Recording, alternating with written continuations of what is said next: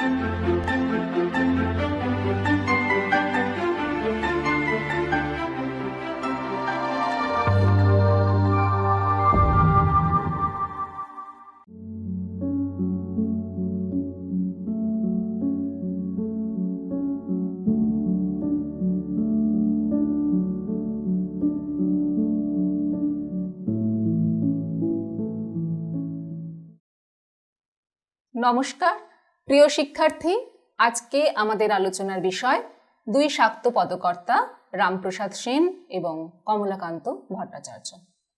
অষ্টাদশ শতকের আনুমানিক দ্বিতীয় দশকে শক্তি সাধক রামপ্রসাদ সেন জন্মগ্রহণ করেন। অনুমান করা হয় তিনি বাংলা শাক্ত সাহিত্যে একটি নতুন দিক খুলে দেন, যা শাক্ত সঙ্গীত নামে পরিচিত। তিনি বহু সংখ্যক শাক্ত সঙ্গীত রচনা করেছেন এবং তাতে নিজস্ব একটি বিশেষ সুরও দিয়েছেন। বর্তমানে এই সুর আমরা প্রসাদী সুর নামে চিনি। বঙ্গদেশে 19 শতকের প্রথম দশকের শক্তি সাধক কমলাকান্ত ভট্টাচার্য। তিনি বাংলার শাক্ত সঙ্গীতে যেমন সাধনার তত্ত্ব এনেছেন, তেমনি তাঁর রচিত গানে বৈষ্ণব পদের ছায়াও পড়েছে। বঙ্গীয় শাক্ত সঙ্গীতের কথা আলোচিত হলে রামপ্রসাদের সঙ্গে সঙ্গেই আমরা কমলাকান্তের নামও উচ্চারণ করি। আমাদের আজকের পাঠ্য উদ্দেশ্য, প্রথমে আমরা দুই কবির কবি পরিচিতি সম্পর্কে জেনে নেব, তারপর রামপ্রসাদ সেন তাঁর শাক্ত সঙ্গীত কিভাবে রচনা করেছেন, শাক্ত সঙ্গীতের বৈশিষ্ট্য বৈচিত্র্য সেগুলি আলোচনা করব, এবং পাশাপাশি কমলাকান্ত কিভাবে শাক্ত সঙ্গীত রচনা করেছেন সেই শাক্ত সঙ্গীতের বৈশিষ্ট্য আলোচনা করব। পরিশেষে বঙ্গজীবনে রামপ্রসাদ এবং কমলাকান্তের শাক্ত সঙ্গীতের অবস্থান ঠিক কেমন কেমন প্রভাব ফেলেছিল সেই বিষয়ে আমরা আলোচনা করব। প্রথমে আমরা জেনে নিই কবি রামপ্রসাদ সেন সম্পর্কে। রামপ্রসাদ সেনের জন্ম বৈদ্য বংশে। তার পূর্বপুরুষ শ্রী হর্ষ সেন আনুমানিক খ্রিস্টীয় 14 শতকে পেশায় ছিলেন চিকিৎসক, এবং তাঁর চিকিৎসায় খুশি হয়ে নবাব ফকিরউদ্দিন শাহ তাঁকে সেনভূম প্রদেশের জমিদারি এবং রাজা উপাধি প্রদান করেন। পরবর্তীকালে তাঁদের উত্তরসূরি রাঢ় দেশে চলে আসেন। ক্রমে বংশের আর্থিক অবস্থা নিম্নমুখী হয়ে পড়ে। রামপ্রসাদের জন্মস্থান কুমারহট্টগ্রাম এবং দারিদ্র্যের মধ্যেই তাঁর সেখানে জন্ম হয়। স্বল্প বয়সেই তাঁর কবিত্ব শক্তি ও ঈশ্বর প্রীতির প্রকাশ ঘটেছিল। পিতার মৃত্যুতে সংসার চালানোর জন্য কলিকাতার কোনো এক মহাজনের বাড়িতে তিনি হিসাব রক্ষকের কাজে নিযুক্ত হন। কাজের পরিবর্তে হিসাবের খাতায় তিনি ইষ্টদেবী কালী, তারার নাম এবং সেই দেবীর কাছে তার অন্তরের গভীর বেদনা, সামাজিক বৈষম্য, দুর্নীতি এ সমস্তের কথা গানের আকারে লিখে রাখতেন। তার এই কার্যকলাপে মনিব রামপ্রসাদকে ছাড়িয়ে দেওয়ার থেকে মাসিক 30 টাকা বৃত্তি দিয়ে চাকরির বন্ধন থেকে মুক্তি দেন। রামপ্রসাদ গৃহে ফিরে এসে পঞ্চমুণ্ডির আসনে প্রতিষ্ঠা করে সেই আসনে সাধনা শুরু করেন। একদিকে শক্তির সাধনা আর অন্যদিকে সেই সাধনার আনন্দ তিনি অসংখ্য গানের মাধ্যমে প্রকাশ করে গেছেন। তার গানে কিন্তু বিশেষ কোনো পাণ্ডিত্য বা অসাধারণ কিছু কবিত্ব ছিল না, ছিল কিন্তু সাধনায় পাওয়া মুগ্ধতা, সত্যের আনন্দ আর বেদনার প্রকাশ। মহারাজ কৃষ্ণচন্দ্র খুশি হয়ে নিজ সভাকবির পদ তাকে দিতে চাইলে রামপ্রসাদ তা প্রত্যাখ্যান করেন। তখন রাজা তাকে কবিরঞ্জন উপাধি দিয়ে এবং নিষ্কর জমি দান করেন। তবে ওই যে বিষয় আসক্তি না থাকায় সেই সব জমিও তিনি অকাতরে বিলিয়ে দেন। রামপ্রসাদ তার পূর্ববর্তী তান্ত্রিক মতে যে সব সাধনা, ভৈরবী চক্র সাধনা বা অন্য পশ্চাচার সাধনা সে সমস্তের পথ অবলম্বন করেননি। এমনকি সুরাপান প্রভৃতি বাহ্য আচার আচরণও তিনি ত্যাগ করেছিলেন। তিনি তাঁর গানে ভাবরূপ মানুষ রসের প্রতিই গুরুত্ব দিয়েছিলেন। ওরে সুরাপান করিনে আমি, সুধা খাই জয় কালী বলে, মন মাতালে মাতাল করে, মদ মাতালে মাতাল বলে। রামপ্রসাদের গানের বিষয় আসলে শক্তি মায়ের মহিমা প্রকাশ, এবং তার সবথেকে বড় কৃতিত্ব এই মায়ের জন্য সন্তানের আরতিকে তিনি যে ভাষায় এবং সুরের মাধ্যমে প্রকাশ করেছিলেন তা তাঁর পূর্ববর্তী কোনো সাহিত্যেই ছিল না। এই প্রথম বাঙালি তা পেল। এই দিক থেকে এই সাধক কবি স্বতঃপ্রণোদিতভাবেই কিন্তু এই সঙ্গীতের জন্ম দেন। যান্ত্রিক পদ্ধতিতে তন্ত্র সাধনা না করে তার মতে আগে চাই ভাব, যে ভাব দিয়ে পরম সত্যকে সর্বতোভাবে গ্রহণ করা যাবে। তিনি তার গানেও এই ভাবের দৃষ্টান্ত দিয়েছেন।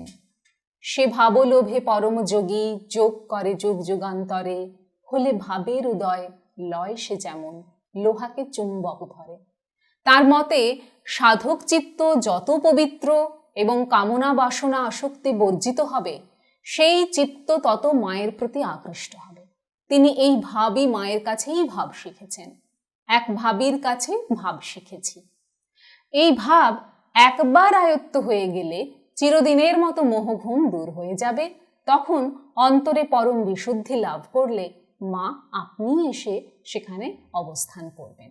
তার কাছে শ্যামাই ছিলেন ব্রহ্ম, তাই পরম ব্রহ্মকে উপলব্ধি করার চেষ্টা করেছেন শ্যামাকে অবলম্বন করেই। এবার শ্যামার নাম ব্রহ্ম জেনে ধর্মকর্ম সব ছেড়েছি। ব্রহ্ম নিরাকার। রামপ্রসাদও বলছেন তারা আমার নিরাকারা। এবং মনের অন্ধকার দূর হলে ভেদ জ্ঞান থাকে না, তখন মনে হয় সর্বত্রই মা বিরাজমান। তিনি লিখছেন, হৃদিপদ্ম উঠবে ফুটে, মনের আধার যাবে ছুটে, তখন ধরাতলে পড়ব লুটে, তারা বলে হব সারা। ত্যাজিব সব ভেদাভেদ, ঘুচে যাবে মনের খেদ, ওরে শত শত সত্য বেদ, তারা আমার নিরাকারা। শ্রীরামপ্রসাদ রটে, মা বিরাজে সর্বঘটে, ওরে আঁখি অন্ধ দেখ মাকে, তিমিরে তিমির হরা। শাস্ত্রজ্ঞানের সাহায্যে ব্রহ্ম নিরূপণের স্বাদ তাঁর ছিল না। ব্রহ্ম তো মূলে নিরাকার, কিন্তু ভক্তের বাসনা অনুসারে তিনি সমস্ত রকম ইষ্টমূর্তি গ্রহণ করতে পারেন। এই বিশ্বাস নিয়ে রামপ্রসাদ লিখলেন, ওই যে কালী কৃষ্ণ শিব রাম, সকল আমার এলোকেশী, শিব রূপে ধরো সিঙ্গা, কৃষ্ণ রূপে বাজাও বাঁশি, ও মা রাম রূপে ধরো ধনু, কালী রূপে করে ওসি। আসলে রামপ্রসাদের কালীতত্ত্ব হচ্ছে যোগীর পরম তত্ত্ব, আর যোগীগণের মধ্যে পরম যোগী স্বয়ং শিব। তাই শক্তিতত্ত্ব শিব যেমন করে জানবেন, তেমন করে আর কেউ জানবেন না। শক্তি অর্থাৎ কালী তাই সর্বদা শিবের হৃদয়স্থিতা। তাই রামপ্রসাদ গাইলেন, যদি বলো অমূল্য পদ, মূল্য আবার কি তার আছে, ওই যে প্রাণ দিয়ে সব হয়ে শিব বাঁধা রাখিয়াছে। রামপ্রসাদের মতে অহং নিয়ে বাঁচলে যোগী কখনোই শক্তিতত্ত্ব অনুভব করতে পারবেন না। শিব তাই পরম যোগী হতে গিয়ে প্রথমে অহংকে মেরে সব হয়েছেন, তবেই তাঁর হৃদয়ে শক্তিতত্ত্বের স্ফুরণ ঘটেছে। তাহলে এই মৃত্যু কেমন? এই মৃত্যু আসলে যোগ মৃত্যু। লিখলেন, মরে নাই শিব, আছেন বেঁচে, যোগে আছেন মহাযোগী। রামপ্রসাদের যোগের দৃষ্টিতে এই যে শ্যামা মায়ের পায়ের তলায় শিবের অবস্থান, এই যে নতুন ব্যাখ্যা দিয়ে তিনি প্রতিষ্ঠা করলেন, তা পরবর্তীকালে সব কবিই কিন্তু গ্রহণ করেছেন। এবং রামপ্রসাদ পরম যোগী রূপে এই যে ব্রহ্মময়ীকে দেহস্থিত শক্তিরূপে অনুভব করছেন, সেই অনুভব করার সময় তাকে তন্ত্রের দেবী রূপেই গ্রহণ করছেন। এখানে কালী যোগীর দেহস্থ যে নিম্নতম চক্র অর্থাৎ মূলাধার, সেখানে সুপ্তা অবস্থায় কুলকুণ্ডলিনী শক্তিরূপে বিরাজমান। কেমন সেই অবস্থান? না, দেহে বিভিন্ন পদ্ম রয়েছে, একেবারে নিচে মূলাধার পদ্ম, সেখানে দেবী আছেন কুলকুণ্ডলিনী শক্তি হিসেবে। সেখান থেকে ক্রমে ক্রমে ঊর্ধ্বমুখী হয়ে স্বাধিষ্ঠান পদ্ম, মণিপুর পদ্ম, অনাহত পদ্ম, বিশুদ্ধ পদ্ম, আজ্ঞা পদ্ম হয়ে সহস্রার পদ্মে পৌঁছনোই তার লক্ষ্য। এবার এই আজ্ঞা পদ্মে শিব এবং শক্তির মিলন হয়, এবং এই সর্বোচ্চ পদ্মে পৌঁছনোর পর পুনরায় দেবীকে এই নিম্নতম মূলাধার পদ্মে ফিরিয়ে আনাই হচ্ছে উদ্দেশ্য। তাই সুপ্তা শক্তিকে যোগী প্রথমে যোগও বলে, জাগাবেন, তারপর তাকে ক্রমে একটি করে পদ্ম থেকে অপর পদ্মে ঊর্ধ্বগামী গমন করাবেন, পুনরায় তাকে সর্বোচ্চ পদ থেকে একে একে সর্বনিম্ন পদ্মে ফিরিয়ে আনবেন। আসা যাওয়ার পথে এই যে অনেকগুলি পদ্ম রয়েছে, সেই সব পদ্মে দেবী যখন স্থিতি করেন তখন শক্তির যে বিবিধ স্পন্দন অনুভূত হয়, সেই স্পন্দনই হচ্ছে দেবীর লীলাবিলাস। সেই সঙ্গে সাধকও কি অনুভব করেন? নতুন নতুন অনুভূতি।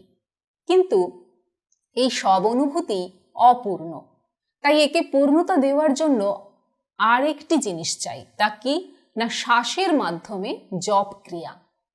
প্রথমে প্রশ্বাসের সঙ্গে সাধকের নিজেকে অর্থাৎ অহংকে গ্রহণ করতে হবে এবং নিঃশ্বাসের সঙ্গে সেই অহংকে ত্যাগ করে নিজের যে পরম ইষ্ট অর্থাৎ তাঁকে গ্রহণ করতে হবে। এই হলো জপ ক্রিয়া। রামপ্রসাদ লিখছেন, কালী পদ্মবনে হংসসনে হংসীরূপে করে রমণ, তাকে মূলাধারে সহস্রারে সদা যোগী করে মনন। এই বিবিধ পদ্মবনে ভ্রমণরতা দেবী আসলে হংসী, আর এই যে জপ ক্রিয়া তাই হলো তাঁর হংস। পরম যোগী হয়ে কালীকে ইষ্টরূপে গ্রহণ করলেন রামপ্রসাদ, কিন্তু অন্য কোনো লীলা আস্বাদনেও তাঁর বাধা রইল না। কেমন?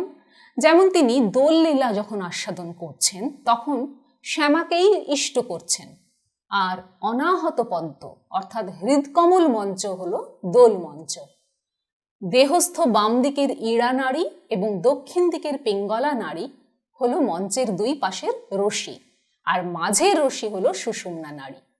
হৃদকমল মঞ্চে দোলে করালো বদনী শ্যামা, মন পবনে দুলাইছে দিবস রজনী ও মা। ইড়া পিঙ্গলা নামা সুষুম্না মনোরমা, তার মধ্যে গাঁথা শ্যামা ব্রহ্ম সনাতনী ও মা। তিনি চাইতেন মানুষের মধ্যে এই বোধ জাগ্রত হোক যে প্রতিমা পূজার পূর্বে মাটির যে প্রতিমা তা কেবলমাত্র ব্রহ্মময়ী বিশ্বময়ীর প্রতীকটুকু মাত্র। তাই লিখছেন, মায়ের মূর্তি গড়াতে চাই মনের ভ্রমে মাটি দিয়ে, মা বেটি কি মাটির মেয়ে, মিছে খাটি মাটি নিয়ে। রামপ্রসাদ মূর্তি পূজার বিরোধী না হয়েও মানুষ পূজার পক্ষপাতী ছিলেন। আর সেই মানুষ পূজা কেবল কতকগুলি তান্ত্রিক প্রক্রিয়া যে নয়, শক্তির পায়ে অহংকে বিলীন করে তাকে সম্পূর্ণরূপে অনুভব করাই হলো মানুষ পূজার স্বরূপ। মন গরিবের কি দোষ আছে, তুমি বাজিকরের মেয়ে শ্যামা, যেমনি নাচাও তেমনি নাচে। তাই বাহ্যিক উপাচার দিয়ে কি হবে?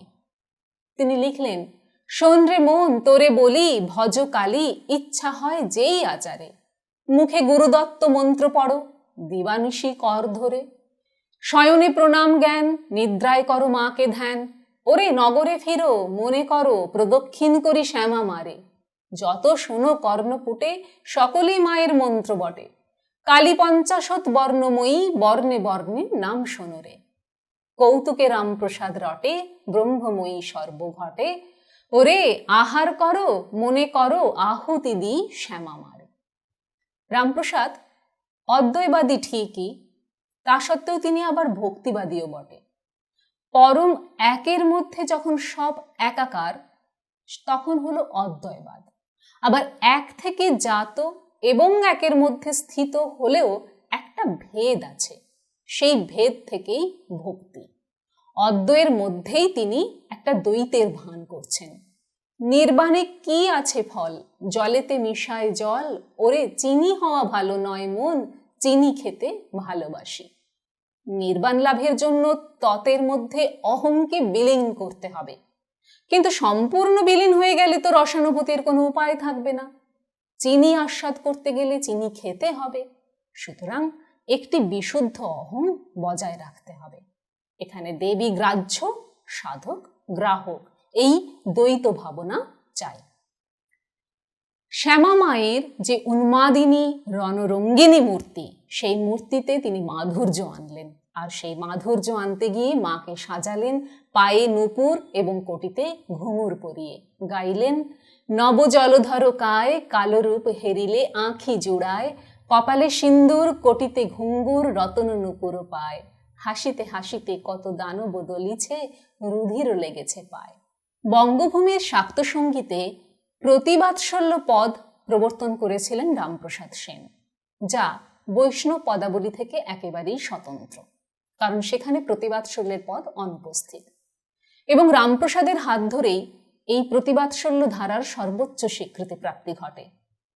মা মা বলে আর ডাকবো না, ওমা দিয়েছ দিতেছ কতই যন্ত্রণা, ছেলেম গৃহবাসী করিলি সন্ন্যাসী, আর কি ক্ষমতা রাখিস এলোকেশী, ঘরে ঘরে যাব ভিক্ষা মেগে খাবো, মা বলে আর কোলে যাব না।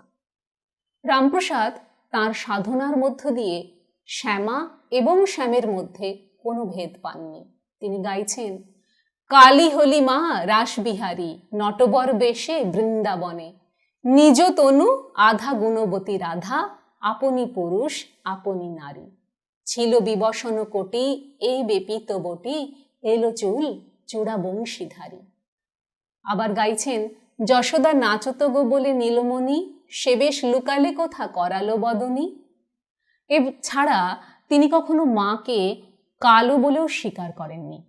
গাইছেন, শুনেছি মার বরণ কালো, সে কালোতে ভুবন আলো।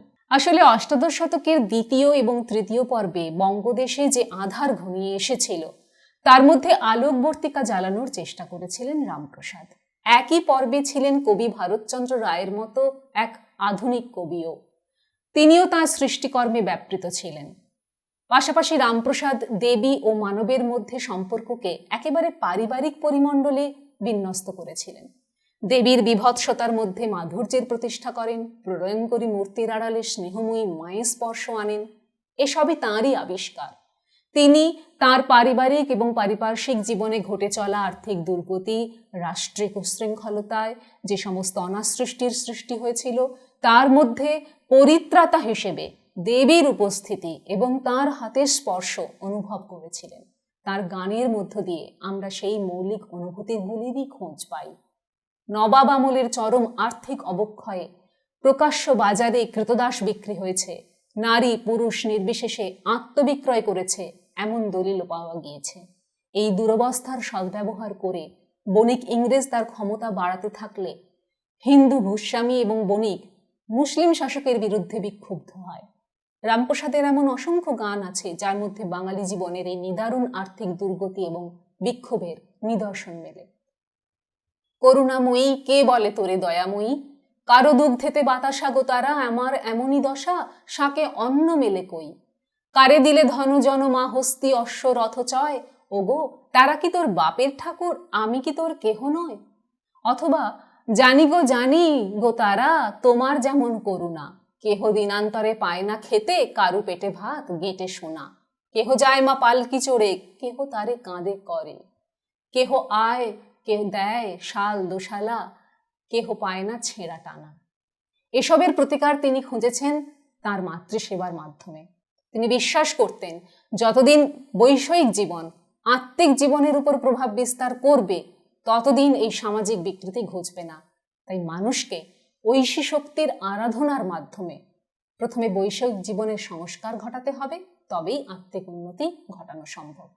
অষ্টাদশ শতকের বিমূঢ় বাঙালির মনে আশা, বিশ্বাস, ভরসা ফিরিয়ে আনতে রামপ্রসাদ এই শক্তি মায়ের উপরেই বিশ্বাস রেখেছিলেন।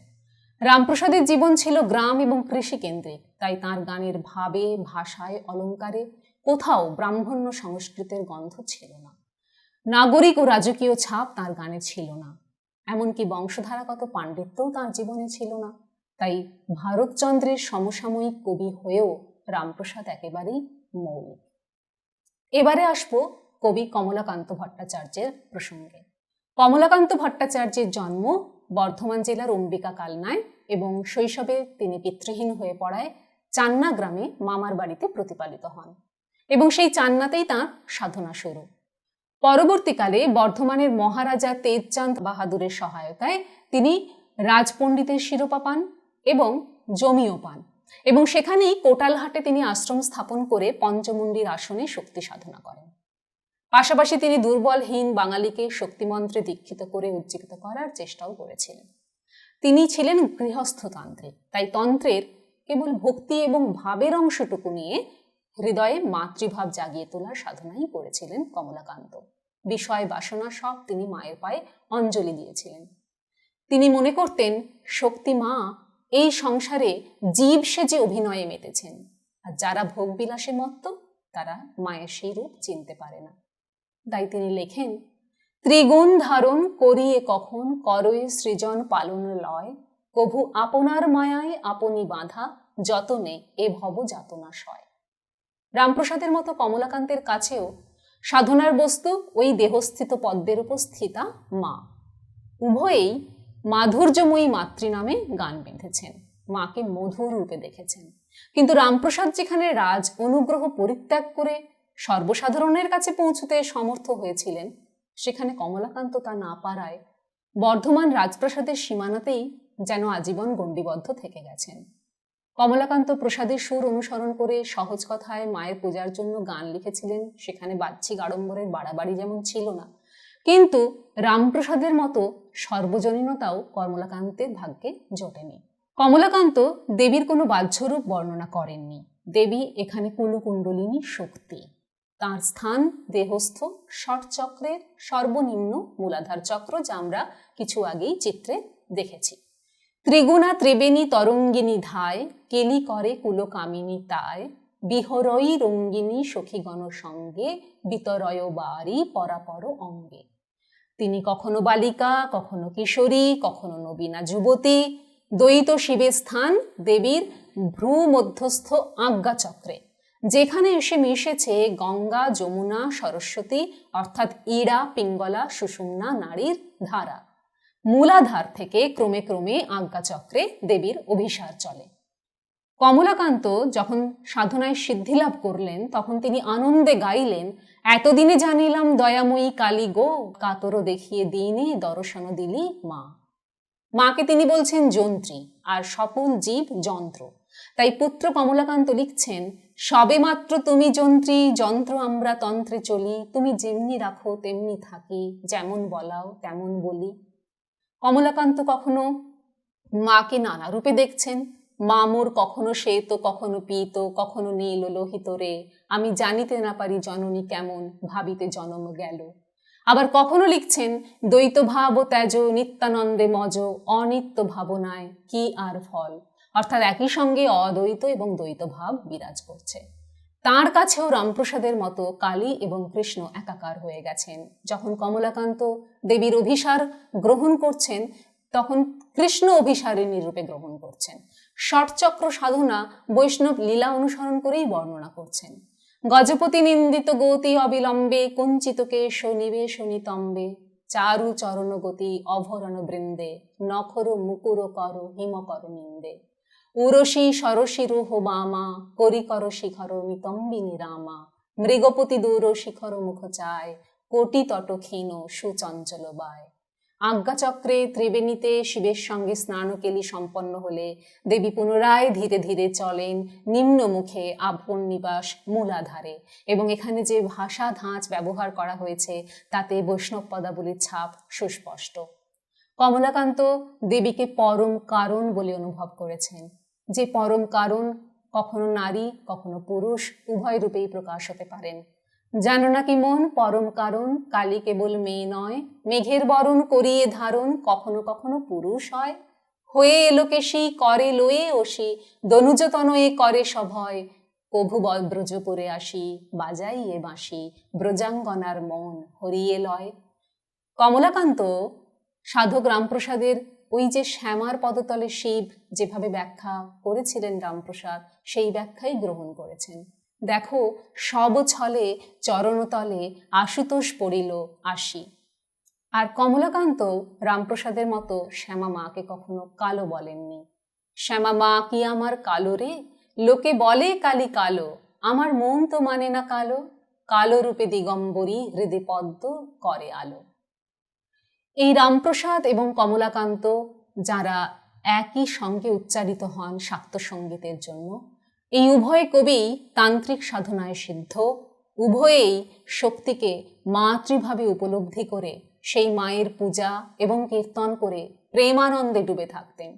উভয়েই ভক্ত হয়ে ভগবানের উপরে জোর খাটিয়েছেন, তারা আকুতি প্রকাশ করেছেন, প্রতিবাৎসল্যের পদ আলোচনা করেছেন। উভয়েই শ্যামা মায়ের চরণ ছেড়ে অন্যত্র যাননি। রামপ্রসাদ যখন লিখেছেন, কেন গঙ্গাবাসী হব, ঘরে বসে মায়ের নাম গাইব, আমি এমন মায়ের ছেলে নই যে বিমাতাকে মা বলিব। আবার কমলাকান্তও একই রকম লিখছেন, কি গরজে কেন গঙ্গা তীরে যাব, কেলে মায়ের ছেলে হয়ে বিমাতার কি শরণ লব। কমলাকান্ত যখন আগমনী বিজয়া গান লিখছেন তখন রামপ্রসাদের অনুসরণে বৈষ্ণব ভাব, ভাষা, প্রেমের মাধুর্য গ্রহণ করছেন। আর তার অন্যান্য গান যখন লিখছেন তখন তিনি তান্ত্রিক সাধন পদ্ধতি অবলম্বন করছেন। উভয়েই সাধক হিসেবে তাঁদের গানের মাধ্যমে অষ্টাদশ শতকের যে দুর্গত বঙ্গজীবন, তাদের পাশে আশা, ভরসা, আশ্রয় হিসেবে শক্তিমায়ের আসন পাততে সমর্থ হয়েছিলেন এইসব গান দিয়েই। তাই কত সহজেই বাঙালি মা উমাকে কন্যা ভেবে বলতে পারে, গিরি এবার আমার উমা এলে আর উমা পাঠাবো না, বলে বলবে লোকে মন্দ, কারো কথা শুনবো না। যদি এসে মৃত্যুঞ্জয় উমা নেবার কথা কয়, এবার মায়ে ঝিয়ে করবো ঝগড়া, জামাই বলে মানব না। অর্থাৎ রামপ্রসাদ সেন এবং কমলাকান্ত ভট্টাচার্য সেই দূরস্থিত শক্তি দেবীকে একেবারে ঘরের মেয়ে, ঘরের মা হিসেবে বাঙালির কাছে আসন পেতে দিলেন এবং সম্ভব হলো তাঁদের এই সব অমূল্য গানের সম্পদের মাধ্যমে। আমাদের আজকের আলোচনার যে সমস্ত সম্ভাব্য প্রশ্নাবলী আসতে পারে, আমরা সেই বিষয়গুলি নিয়ে একটু আলোচনা করে নিই। যেমন বাংলা শাক্ত সঙ্গীতে সাধক রামপ্রসাদ সেনের অভিনবত্ব ঠিক কোথায়? আমরা দেখেছি বাংলাতে শাক্ত সঙ্গীত হিসেবে যে গানগুলি প্রথম পাওয়া যাচ্ছে তা সাধক রামপ্রসাদ সেনের হাত ধরেই, এবং অভিনবত্ব বলতে যা কিনা পূর্বে ছিল না। রামপ্রসাদ সেন যখন সাধনা শুরু করলেন এবং গান লেখা শুরু করলেন তখন দেখা যাচ্ছে যে তিনি তার পূর্ববর্তী যে সকল বৌদ্ধ তান্ত্রিক যে আচার আচরণ, দেহগত যে আচার আচরণ, সেই সমস্ত বাহ্যিক আচার আচরণ থেকে তিনি একেবারেই সরে আসছেন, কারণ তিনি বাহ্যিক উপচারে আস্থা রাখছেন না। তার যে সাধন পদ্ধতি, সেখানে তিনি মাকে একেবারে দেহস্থিত মূলাধার চক্রে কুলকুণ্ডলিনী শক্তি হিসেবে অনুভব করার চেষ্টা করছেন তাঁর সাধনার মধ্য দিয়ে, এবং একদিকে এই সাধনার মধ্য দিয়ে প্রাপ্ত যে আনন্দ, সেই চেহারাটিকে সাধন সঙ্গীত হিসেবে প্রকাশ করছেন। আরেক দিকে একেবারেই বাঙালি জীবনের কাছে পৌঁছে যাওয়ার মতো করে দুটি বিষয়, আগমনী এবং বিজয়া পর্বের গান রচনা করছেন। আমরা যখন শাক্ত সঙ্গীতের ইতিহাস নিয়ে আলোচনা করেছি তখন দেখিয়েছি যে এই আগমনী এবং বিজয়া পর্ব এগুলি আসলে কি, এবং কিভাবে বাঙালি শরৎকালে একটি বিশেষ সময়ে প্রকৃতির সঙ্গে সাযুজ্য রেখে আনন্দে মেতে এই যে উমাকে গৃহে আগমন করানোর যে প্রক্রিয়া, তার যে অপেক্ষা, তার যে আকুতি, পিতার কাছে মাতার যে ক্রন্দন, তার যে দুঃস্বপ্ন দেখা, সেই সমস্ত কিছু যেমন বর্ণনা করা হয়েছে এখানে, তার পাশাপাশি 3 দিন গৃহে অবস্থান এবং নবমী নিশি এলে তখন মায়ের মনে যে ক্রন্দন, ভক্তবৃন্দের মধ্যে যে অসম্ভব কাতর একটা আবেদন যে নবমী নিশি যেন না ফুরায়, তাহলেই দশমীতে আবার তাদের উমা পতিগৃহে যাত্রা করবে, আবার 1 বৎসরের জন্য অপেক্ষা। এই যে বিষয়, এই বিষয়গুলিকে অবলম্বন করে বাঙালি বাড়ির কন্যা মেয়ে এই হিসেবে মাকে সামনে রেখে রামপ্রসাদ আগমনী এবং বিজয়া পর্বের গানগুলি রচনা করলেন। তার পাশাপাশি দীর্ঘ সময় ধরে বঙ্গদেশে চলা যে বৈষ্ণব পদাবলীর আবহ, সেই বৈষ্ণব পদাবলীতে যেভাবে পদগুলিকে স্থান দেওয়া হয়েছে, যেভাবে সেগুলি রচনা করা হয়েছে, তার প্রভাব থেকেও কিন্তু রামপ্রসাদ বেরোতে পারেননি। কিন্তু হুবহু অন্ধ অনুকরণ না করে বরং সেখানে কিভাবে স্বাতন্ত্র্য এনে এই শাক্ত সঙ্গীতগুলি রচনা করা যায় সেদিকেও তিনি নজর দিলেন। তিনি এখানেও বাল্যলীলার পদ আনলেন, যেখানে গোষ্ঠলীলা ছিল বৈষ্ণব পদাবলীতে, আর বাল্যলীলা স্বামীর ঘরে এক বালিকা বধূর, এবং তার পাশাপাশি মায়ের যে দুশ্চিন্তা, পতিগৃহে মেয়ে কেমন আছে, মেয়েকে তিনি দুঃস্বপ্নে দেখছেন অলঙ্কারহীনা, কঙ্কালসার চেহারার কন্যা, কারণ স্বামীর ঘরে সে ভালো নেই। এই পদগুলো এখানে নিয়ে আসা হলো। তার পাশাপাশি যখন দেবীর ওখানে রাধার অভিসার বর্ণনা করা হয়েছে, সেই অভিসারের বর্ণনা এখানে আনা হয়েছে ওই যে দেহস্থ মূলাধার চক্র, সেখান থেকে ধাপে ধাপে ঊর্ধ্বগামী দেহস্থ বিভিন্ন চক্রে বিভিন্ন পদ্মের মধ্য দিয়ে দেবীর আরোহণ, এবং আজ্ঞাচক্রে শিব শক্তির সঙ্গে দেবীর মিলন, এবং সহস্রার চক্রে পৌঁছে সেখান থেকে পুনরায় একই পথ ধরে নিম্নগামী হয়ে এই মূলাধার চক্রে ফেরত আসা। এই যে সাধনার মাধ্যমে যোগী শক্তিকে একবার একই পথে ঊর্ধ্বগামী করে বিভিন্ন অনুভূতি লাভ করছেন, আনন্দ লাভ করছেন, এবং আবার সেই পথে দেবীকে শক্তিকে ফিরিয়ে নিয়ে স্থিত করছেন, এই যে অনুভূতি, এই অনুভূতিগুলো এক ধরনের গানের মধ্য দিয়ে তিনি প্রকাশ করেছেন। অর্থাৎ একদিকে লীলা সঙ্গীত, আগমনী বিজয়ার লীলা সঙ্গীত, অন্যদিকে এই একেবারেই যে দেহজ যে সাধনা, দেহগত সাধনা, সেই সাধনাজাত যে উপলব্ধি, সেই উপলব্ধির মাধ্যম হিসেবে সাধন সঙ্গীত, এই দুই প্রকার সঙ্গীত, এবং প্রতিবাৎসল্যের পদ, যা কিনা বৈষ্ণব পদাবলিতে একেবারেই অনুপস্থিত ছিল, সেই প্রতিবাৎসল্যের পদ, এবং দেবী যেখানে করাল বদনী, ভয়ঙ্করী, উন্মাদিনী, রণরঙ্গিনী, সেই দেবীকে একেবারে মাধুর্যময় করে তোলা, এ সমস্তই রামপ্রসাদের হাতেই প্রথম তৈরি হয়েছে। সুতরাং সব দিক থেকে দেখলে শাক্ত সঙ্গীত হিসেবে বাঙালি অষ্টাদশ শতকে যা পেয়েছে সাধক রামপ্রসাদ সেনের হাতে, তা একান্তই অভিনব কিছু শাক্ত গান।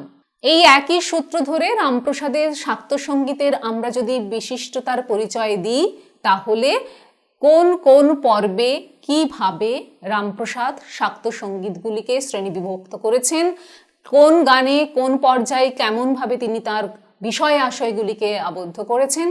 আর ভাষার দিক থেকে আমরা আলোচনা করেছি যে ভাব তো তাঁর সাধকের ভাব, এবং সেই ভাব দিয়ে তিনি কখনো বৈষ্ণবীয় যে ভাষা, বন্ধ, ছন্দ, অলঙ্কার, সেগুলো তিনি গ্রহণ করেছেন, কিন্তু বেশিরভাগ পদই যেগুলি সর্বজনীন হয়ে উঠেছে, সেগুলিতে বাঙালির একেবারে মুখের ভাষা, দৈনন্দিন জীবনের ছবি, সেগুলি সেই পরিচয় নিয়েই ফুটে উঠেছে। সেখানে না আছে পাণ্ডিত্য, না আছে অসাধারণ কিছু লুকোচুরির পরিচয়। এই রামপ্রসাদ শাক্ত গানে যে ভাব এবং ভাষা অনুসরণ করেছেন, তা অবশ্যই এখানে আলোচ্য বিভিন্ন পদ অনুসরণে বা আরও অন্য কোনো পদ অনুসরণ করে সেগুলিকে বিশ্লেষণ করেই সেগুলি আলোচনা করা কাম্য।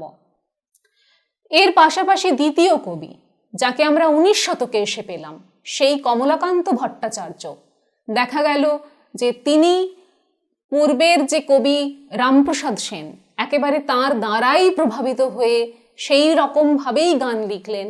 তবে উভয়ের পারিপার্শ্বিকতার সামান্য হলেও প্রভেদ ছিল, উভয়ের সাধন পদ্ধতি এক, কিন্তু পারিপার্শ্বিক পরিবেশ আলাদা।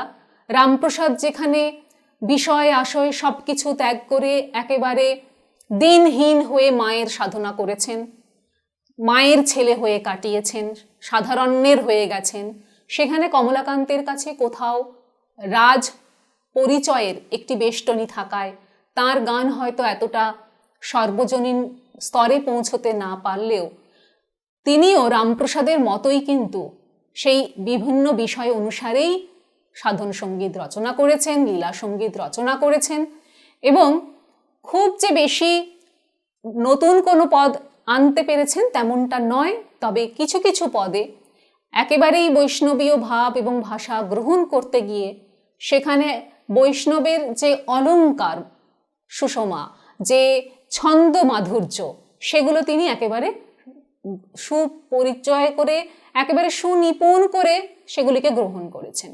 তার মানে আমরা কোথাও কোথাও যেন বৈষ্ণব পদাবলীর সঙ্গেই সুপরিচিত হচ্ছি মনে হবে এই পদগুলি পড়লে।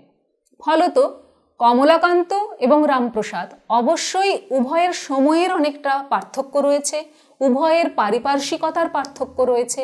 রামপ্রসাদ যখন অষ্টাদশ শতকের দুরবস্থার মধ্য দিয়ে উঠে আসছেন, সেখানে 19 শতকে কমলাকান্ত সেই পরিস্থিতি থেকে একটু হলেও দূরে আছেন। ফলত প্রত্যক্ষ অনুভূতির প্রভাব হয়তো, সেই প্রতিফলন হয়তো তাঁর গানে নেই, কিন্তু রামপ্রসাদকে অনুসরণ করায় অনেকখানি যেন সেই বিষয়গুলি পুনরুচ্চারিত হয়েছে, পুনরাবর্তিত হয়েছে তাঁর গানে।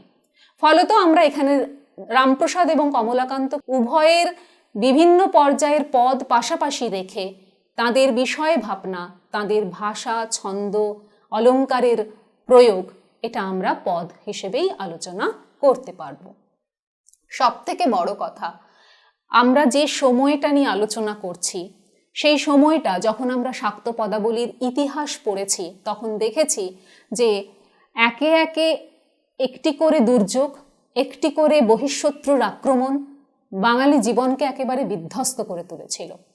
সেইখানে একদিকে মোগল সাম্রাজ্যের পতন, আরেকদিকে বহিঃশত্রুর হানা, আরেকদিকে আরেক বহিঃশত্রু বণিক হিসেবে এসে ক্রমে ক্রমে রাজদণ্ড হাতে নেওয়ার প্রস্তুতি, অর্থাৎ ইংরেজ বণিক সমাজ। এই প্রত্যেকটি পর্বে বাঙালি ধীরে ধীরে অবক্ষয়িত হয়েছে, বিধ্বস্ত হয়েছে, বিপর্যস্ত হয়েছে, নৈতিক অবক্ষয় ঘটেছে, আর্থিক অবক্ষয় ঘটেছে, সামাজিক অবক্ষয় ঘটেছে।